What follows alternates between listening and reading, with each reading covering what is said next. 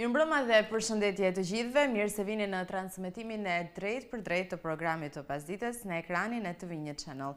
Ju përshëndes përzemërsisht, si gjithmonë, së bashku me atë urimin që dita juaj sot ke qenë sa më e mbar.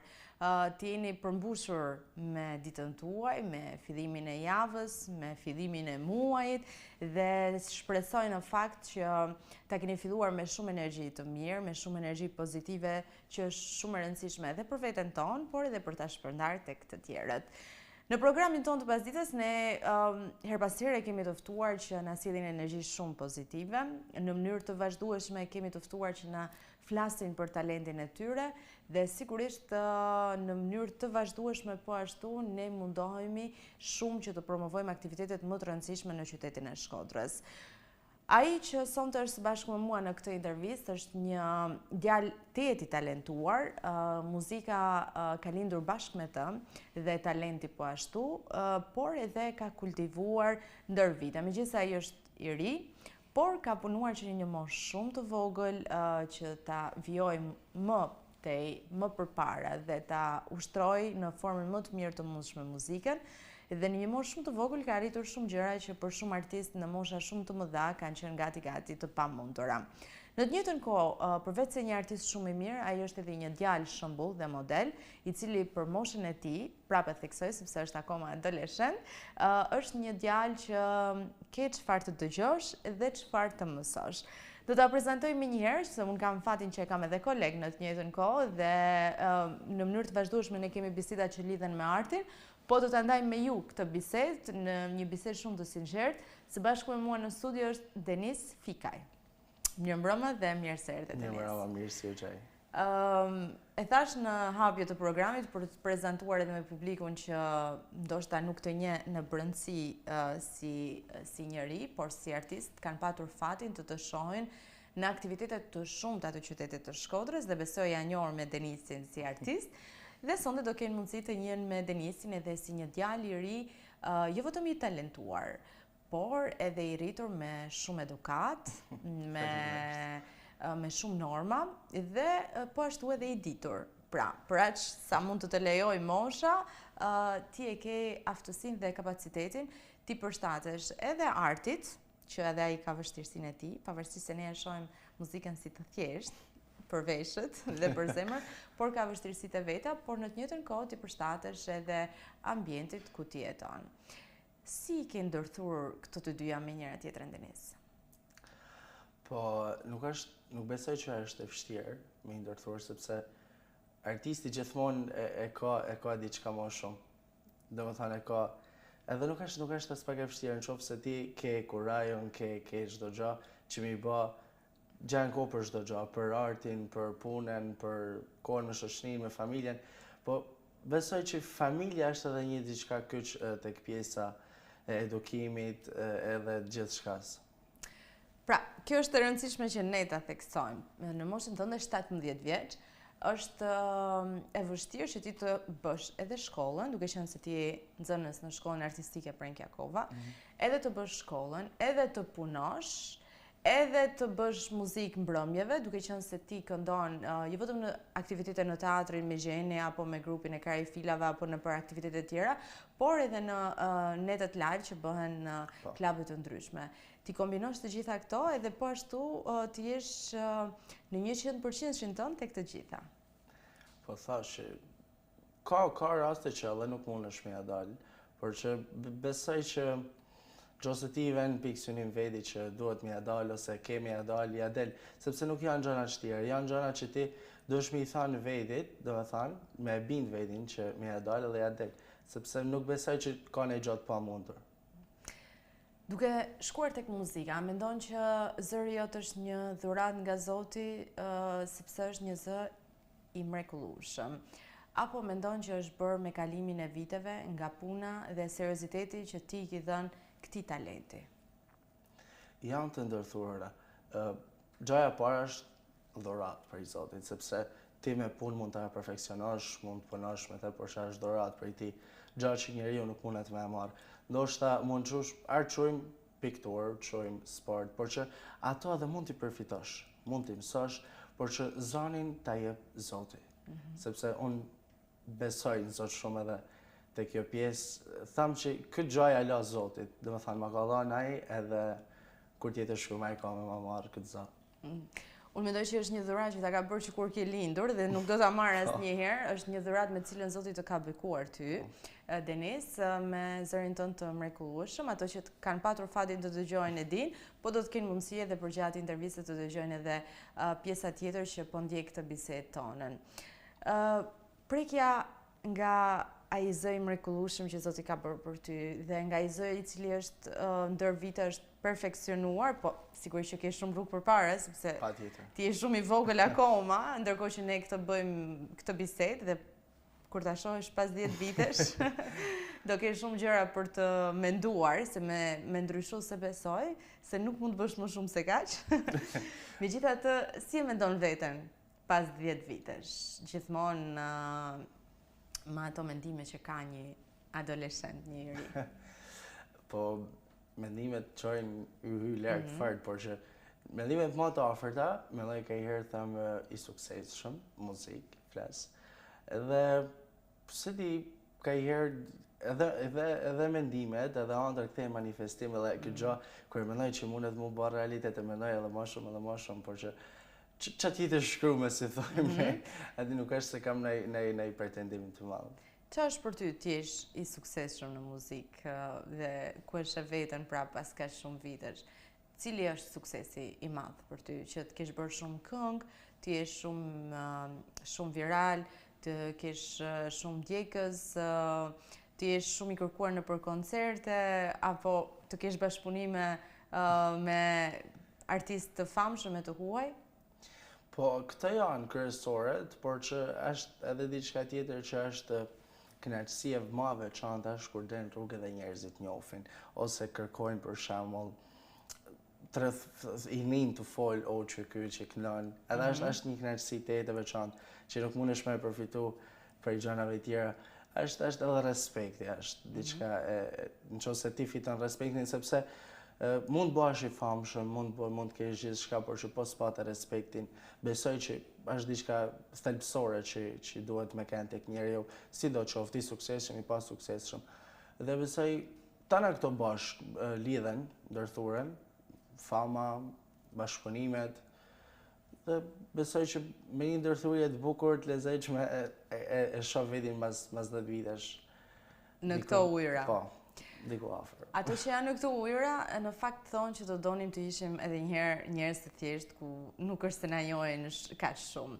A mendon se është kjo thjesht një modesti e moderuar e tyre, apo mendon se me të vërtet, pra si është ti veten, si e menaxhon dhe si do ta përballoje faktin që gjithë të njohin, gjithë duan të vinë të bëjnë foto, të marrin një autograf, po kryesisht foto, se iku koha e autografeve sot.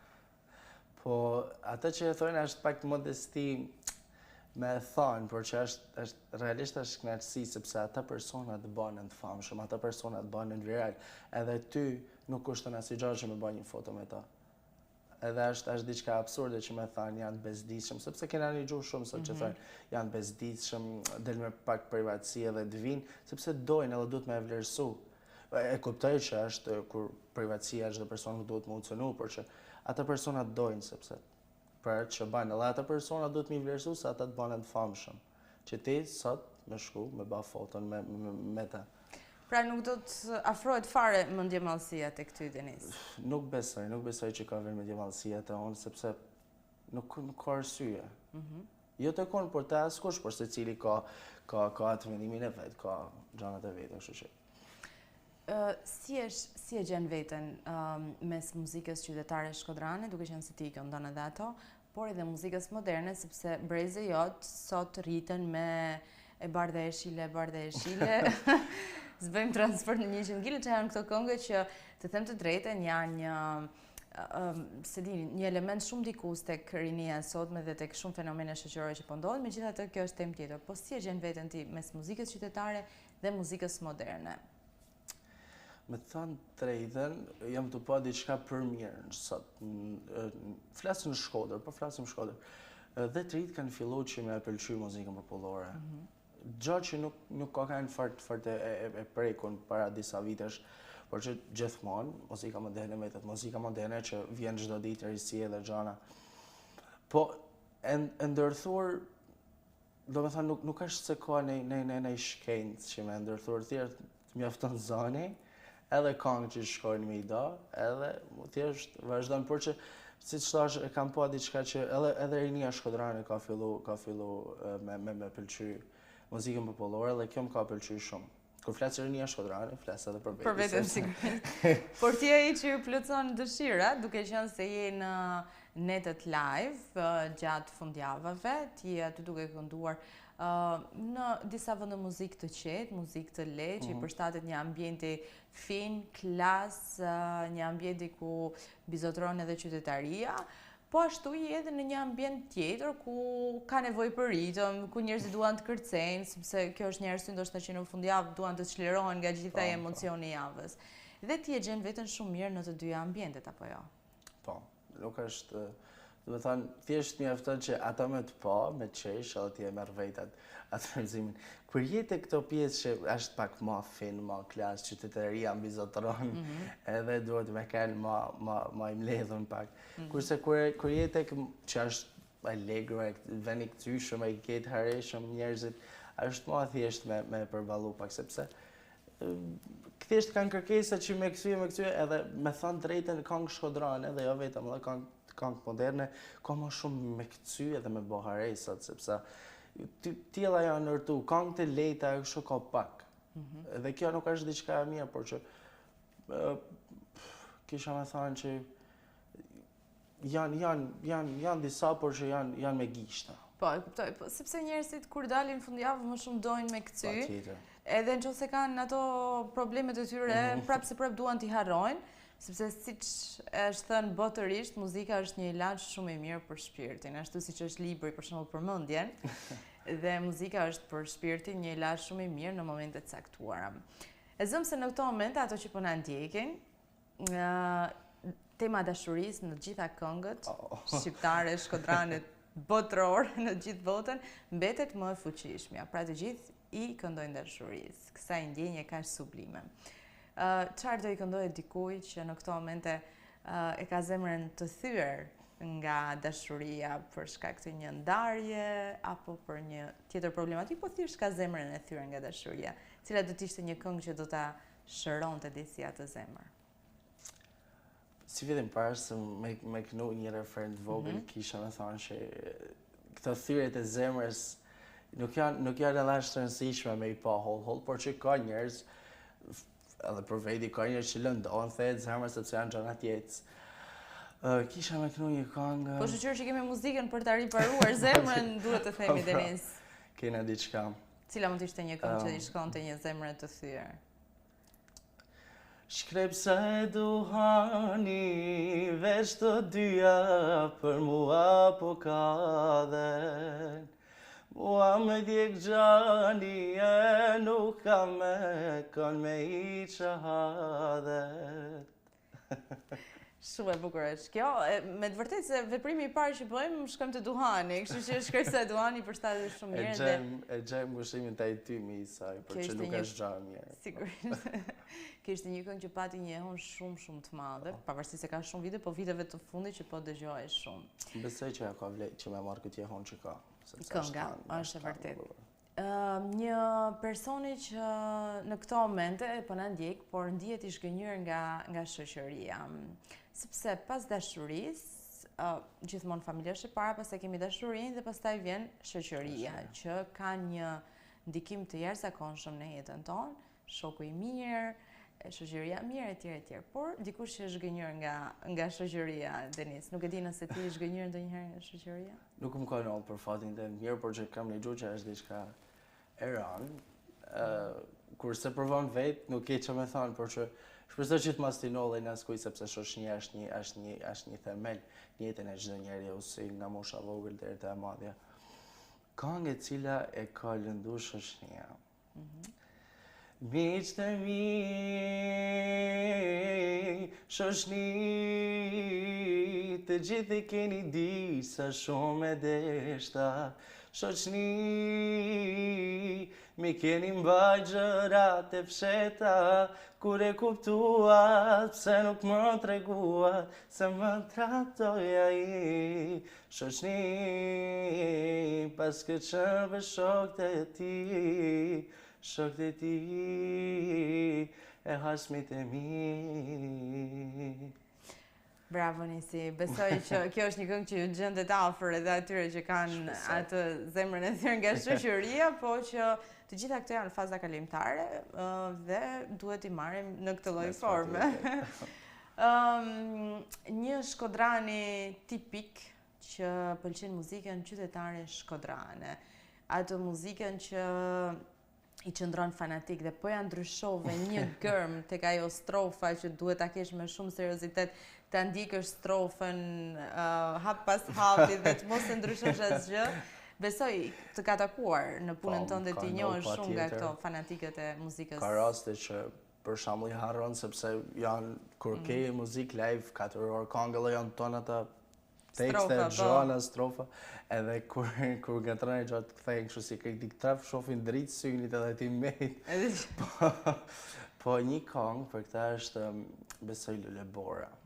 Klasike. Eja, Lule Bor, se me ty do thur kuror.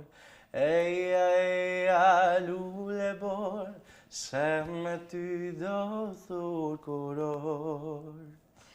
Kjo është klasikja e Shkodrës dhe sigurisht që ti e solle shumë bukur për dikë që është ashik I këngës shkodrane. Pra, okej, dakor, Lule Bora është shumë e bukur, nivel artistik I jashtëzakonshëm dhe s'mund të flasim ne për vlerat se I kanë thënë të tjerët më të mëdhej se ne. Por ne kemi atë ashiklëkun që themi brenda nesh. Cila do të ishte një këngë për ashikët? Këngë për ashikët, tham që është himni I këngëve shkodrane.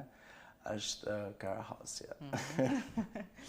Ja da u shoh shmoj Karahase, qina I doxhe moj djemteri.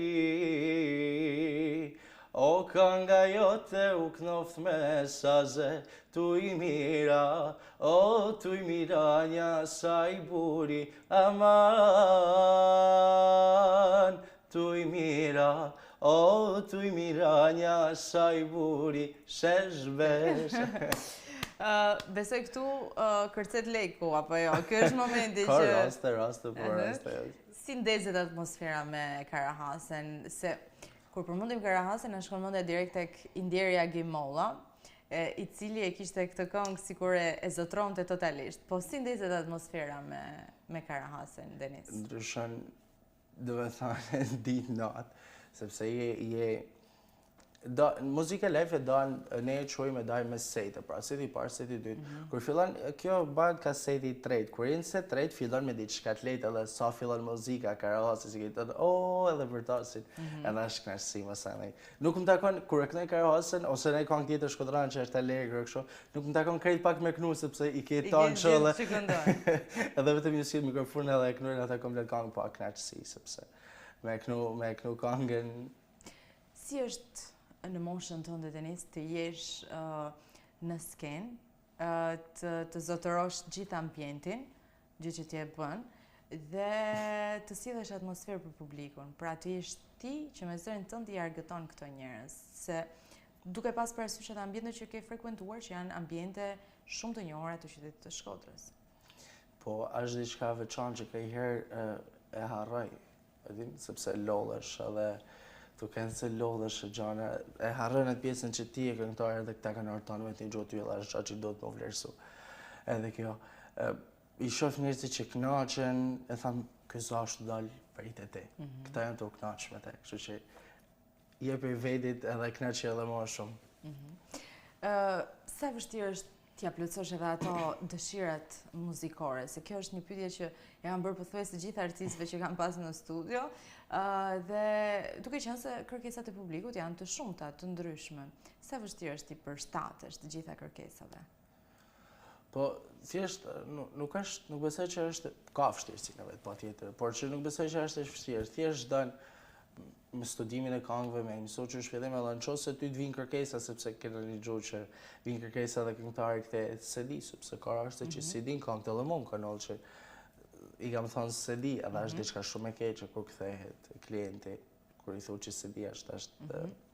Por që duhet me mësu të na këngët, me studiu venin se ku je, ku keme shkuar, edhe me i da disa këngë cilat ti menon që mund të kërkohen, sepse Shkodran nuk është se janë publiku më i dashtën që unë kam has ndonjëherë. Janë myllen në këngë shkodrane dhe kur myllen këngë s'dojnë me di gjatë tjetër. Dhe thonë mund kalosh edhe pak të Shqipnia mes me një Allegro, një gjë kështu, por që janë të muzika shkodrane, nuk mundesh me shku kënd tjetër. Është vërtet, je fanatik të muzikës shkodrane dhe nëse ti repertorin shkodrane zotëron, atëherë ki zotëru ambientin apo jo? Pa tjetër, është diçka që nuk mundesh me ikë sa merr me shku pak ka jugu, ka një gjë kështu, edhe ishte tu fik. Mi lal mu fik s'mundesh. Dhe duhet të rikthesh një herë tek muzika shkodrane.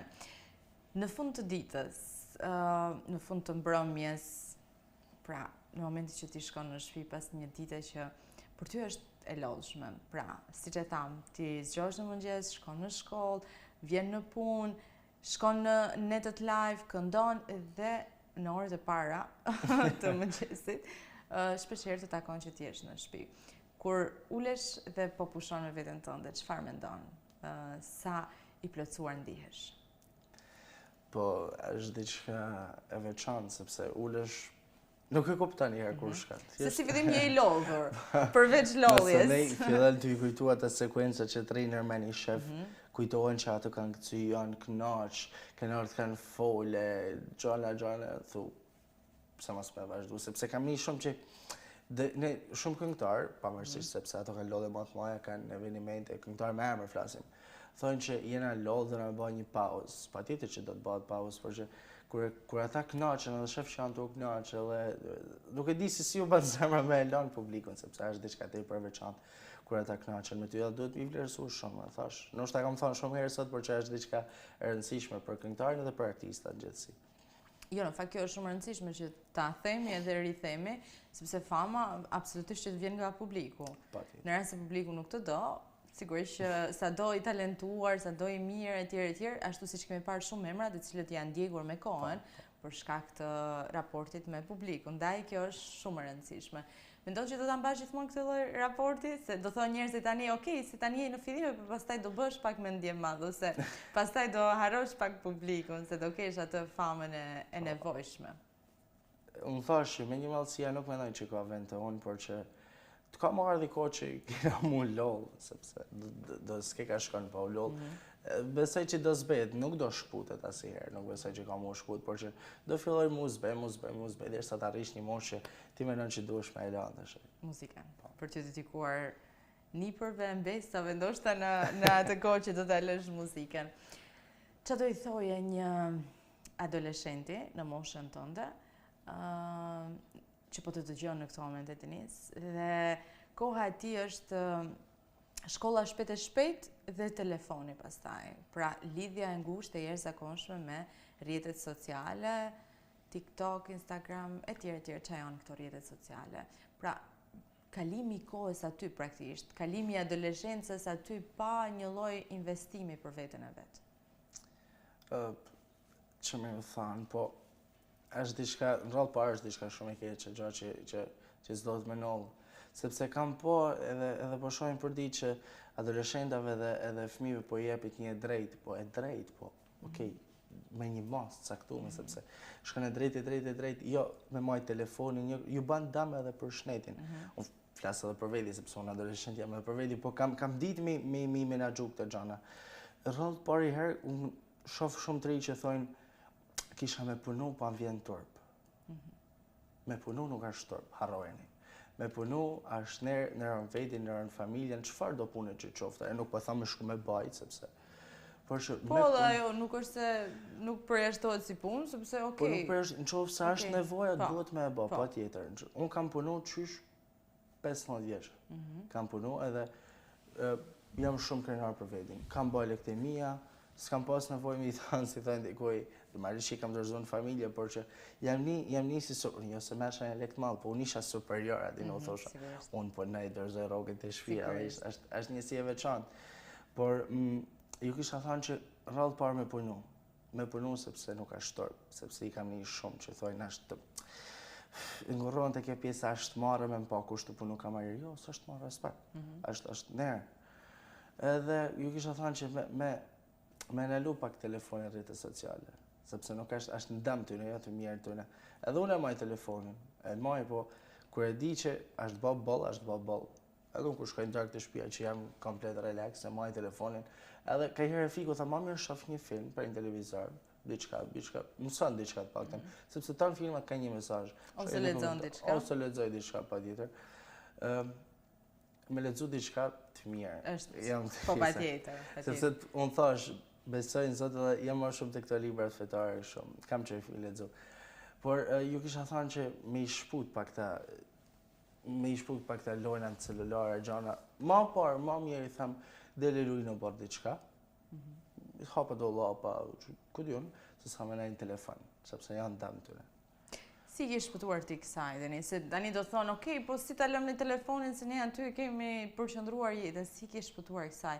Fakti që ti këngëtar, fakti që ti famshëm ke edhe çfarë të hedhësh, se njerëzit sot nuk kanë as më çfarë të postojnë, se këtu kanë ardhur ato postimet e zakonshme, shkova këtu, erdha këtu, bëra këtë. Por ti ke çfarë të postosh dhe megjithatë, pavarësisht që ti ke content, siç thon këto influencer, prap zgjedh që të mos jesh kaq i angazhuar në rrjetet sociale. Pra nuk dëshiron që ti të bësh i njohur viral me diçka momentale, por dëshiron që ta fitosh famën tënde. Jo, shiko, edhe nëse ti e fiton viralitetin me anë të rrjeteve sociale, është diçka e mirë sepse e ke fituar vetë, nuk është thjesht rrjetet sociale është mjeti i ndarës me publikun, por që nuk e kam gjetë kur në gjë që rrjeti social për shkakun se i njeh këta adoleshentat që më ngushëllon hi edhe kaloj kopa. Çat ngushëllon, nuk ka çat ngushëllon. Asnjë gjë. Më por del rri me familjen, po the mamin, po the babin, mbaj lojna, sepse ata kënaqen më shumë. Rrjetet sociale janë kanë gjithmonë gjoja fundit për mua. Që janë kanë kur më korra nërmend që jam kanë bosh, s'kam pas një gjë që më bëti, kam marrë telefonin edhe kam pas scroll. Është thyrë në instinkt kjo. Në fakt, me që përmendëm familjen dhe e tham që në fillim në krye të herët që familja është patjetër baza e çdo gjëje, familja jote patjetër që janë krenar për ty. Janë krenar me ty, sepse kanë rritur një djalë shembull. Unë e them këtë, do të isha shumë e lumtur nëse një ditë djali im do të bëhej si ti, pra kaq serioz, kaq punëtor edhe kaq i talentuar, që në një moshë kaq të re e shfrytëzon kohën e tij për të sjellë gjëra të mira dhe mendon edhe për të ardhmen. Pra është një gjë vërtet shumë e bukur për cilën unë të përgëzoj Denis, dhe me siguri duke pas këto bazat e sigurta, me siguri që edhe ajo dëshira jote për qenë i famshëm do të vi dhe ne do të jemi këtu për të ta rikujtuar këtë intervistë. Këtu e para 10 vitesh do të thuash ti në atë kohë, por ndoshta do të jetë shumë më shpejt ajo që ti dëshiron. Inshallah, dash Zoti. Si e mendon pjesën e vazhdimit të karrierës? Pra, paktën brenda një afati të shkurtër, ti do të vazhdosh me netët live që do të kesh, do të jesh në për klube të ndryshme të qytetit të Shkodrës, ambiente që ne i frekuentojmë të gjithë, do të jesh besoj edhe në për aktivitete të ndryshme, apo jo, në teatr, migjeni e kështu me radhë. Patjetër, përveç muzikës live do ketë edhe aktivitete, më fal, që do të vinë sepse vjen ato hi pranverën, ato ardhë më afër pranverës, edhe gjithmonë aktivitetet bëhen më afër. Më të shumta. Po, më të shumta gjatë pranverës. Shpresojmë që t'jena shumë aktiv, kena material që me zjerë, sepse mund të zjerë që dush, po kurse është materiali mirë, dhe me thonë, nuk e zjerë asnjë gjë. Shpresojmë që t'jena të angazhuar me koncerte, me aktivitete, pse edhe muzikën live, sepse është thënë diçka, një kuriozitet. Është terapi për ty muzika live, është vërtet. Është diçka me cilën kam filluar dhe besoj që do ta mbylli muzikën live. Pse edhe me koncerte, me evente, me gjëra. Po Muzika live është diçka më afërt me publikun se sa kur je në evenimente ose koncerte, kështu që je më larg publikut. Je më larg, je më i mbledhur, më serioz, duhet me shumë më serioz. Kurse kur je muzikë live bëhesh njëshme ta. Edhe qesh lul me ta dhe është diçka e veçantë. Është edhe një gjë që i përshtatet shumë natyrës tënde, që je shumë solar dhe sjell energji shumë të mirë për publikun, përveç se sjell edhe muzikë të mirë. Denis, unë falenderoj shumë për këtë intervistë, që ishte po kaq spontane dhe po kaq e bukur në të njëjtën kohë, si gjithmonë bashkëbisedimi me ty është tetë i këndshëm dhe ne kemi fatin që në TV1 Channel të kemi ty që na sjell muzikë dhe shpeshherë na gjendesh në momente të ndryshme të jetës tonë. Të falenderoj shumë Denis dhe të uroj shumë suksese. Ju falenderoj si ju edhe për ju shumë suksese, edhe pse keni arritë suksesin dhe besoj që tash veç sa vjen e shtohet, edhe ti je një vajzë shumë e mirë, një kolege shumë e mirë. Dhe shpresoj që gjanat mira të vinë jetë për ty dhe për tonë që dënë edhe dojnë. Shumë faleminderit Denis dhe të mirëpresim pas pak kohësh me sukseset e radhës.